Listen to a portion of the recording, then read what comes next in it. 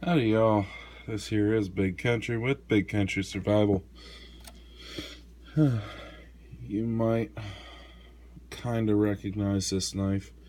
This is one, if you saw my video response to Staff Sergeant BA's One Gun, One Knife Challenge, I just kind of showed that this was the knife that if I'd won the competition, I would have had him make a sheath for this knife.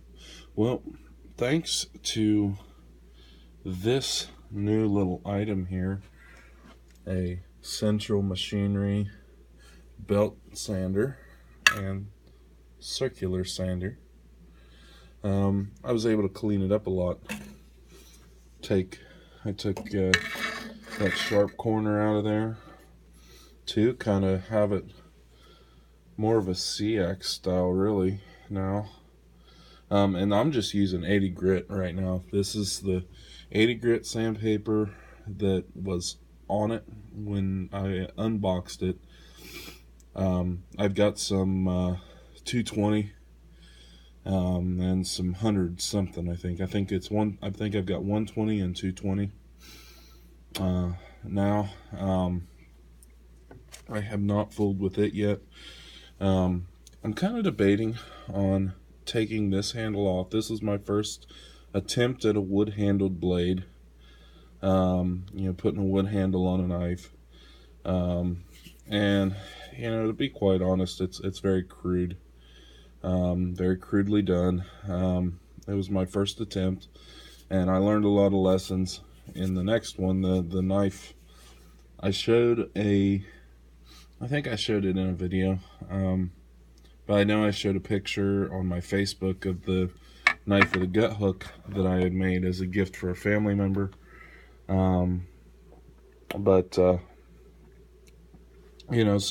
I learned a lot of lessons on this one to use into that one, and I'm thinking I might take this handle completely off and redo it.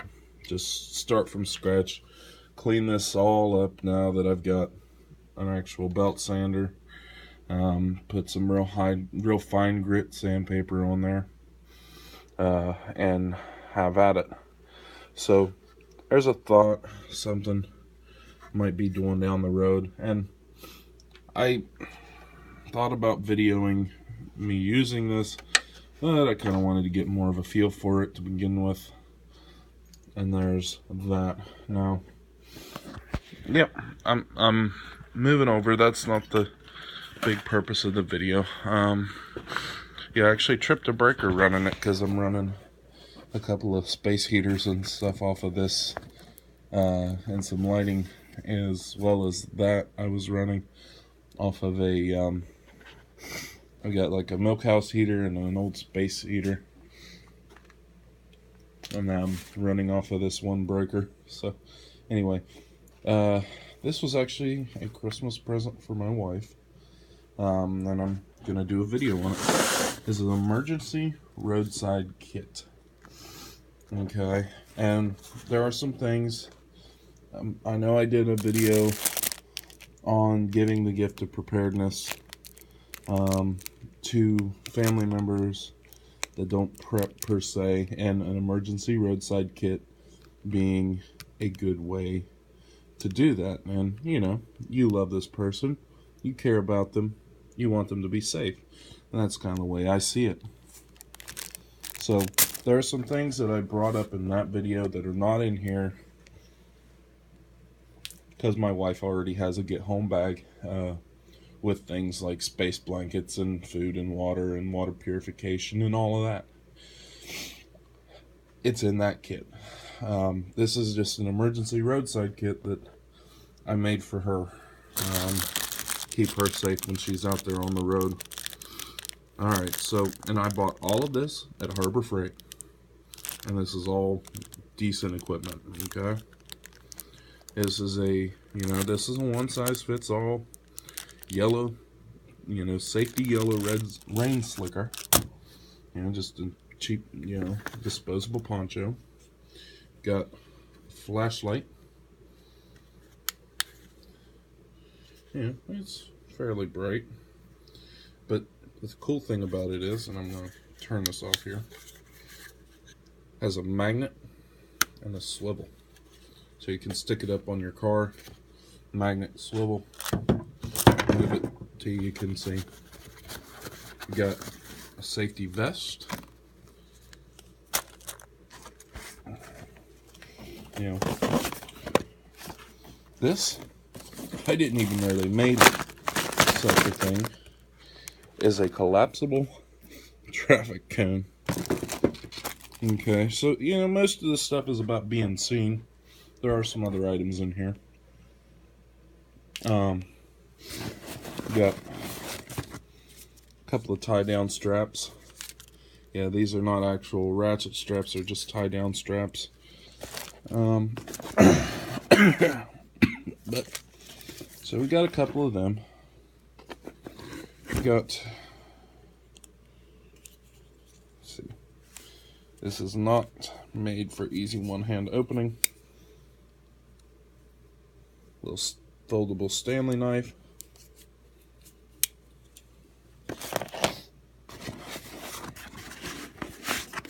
Got a more powerful flashlight. Look at the freaking size of that thing. It's a whopper in it. You got some zip ties. Always use some zip ties in there. Some work gloves. Everyone knocks on these things. These cloth work gloves that have the rubber. I actually personally like them. I mean, they're not as great. You know, they're not for hard manual labor type stuff, but they're good gloves for what they are, you know. It's something that you're going to use in a pinch. Me, I really like my leather work gloves, but if I'm wrenching, I usually don't wear gloves unless I've got the actual, like, mechanics gloves or something like that. And then it's all in this bag. A little Voyager bag. This all came from Harbor Freight. You know, I spent more on it than you would have if you went to Walmart and bought the pre-made kit, but it's better stuff. And now there's something before you all say, oh, but where's the jumper cables? Life already has jumper cables in the car, so there's no need to put it in that kit. What you didn't have is a small tool set, among all this other stuff. So you got a little tool set. This is standard and metric. I mean, this is a cheap tool set, but I wouldn't know how to work with expensive tools anyway. Most of mine are cheap. And that's it. That's all there is to it. You know, it's fairly simple. And it's a fairly simple kit. And like I said, there's a lot of things in here that are just not, or that are not in here just because they're already in her vehicle. You know, like jumper cables.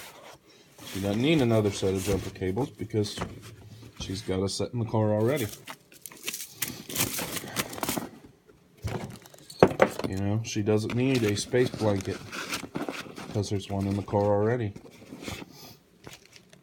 You know, there's now 2 ponchos that go in her vehicle, but the difference is this one is high visibility. One in the get home bag is not high visibility. So that's why there's a poncho in there. Well,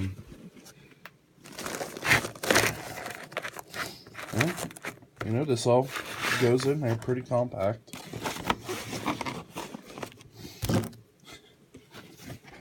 And yes, you can put a lot more stuff in here, but there's really not a lot of need for it. You know, she has her EDC. She has a get home bag, and this is just some extra stuff for a little, you know, for roadside safety, for, you know, prepping isn't just about, SHTF, into the world as we know it, Tiawaki kind of stuff. Prepping is for, I have a flat tire.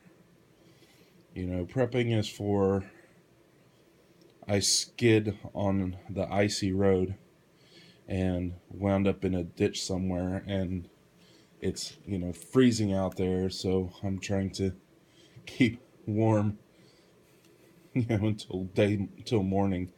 I can't get out. I can't get my truck out, and I'm broke down in the middle of a dead, I'm stuck in the middle of a dead zone. My cell phone's not getting signal, things like that. I mean, that's what prepping's for. Just every bit as much as for the Tiawaki end of the world as we know it. But, if not more so, because we know that those things will happen. We really don't know for sure if, an EMP is going to happen. We don't know if an EMP and economic collapse. Those are my two big things as far as major events go. That's what those are my two big things to prepare for. The two events I find most likely to happen. But we don't just prepare for that. I mean, preparing is about these simple things being broke down alongside of the road.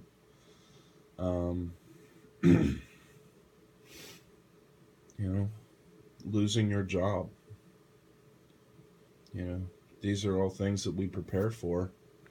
That's part of preparedness. That's actually, like I said, I think that's a greater part of preparedness than the Tiawaki and the world without rule of law kind of stuff. I mean,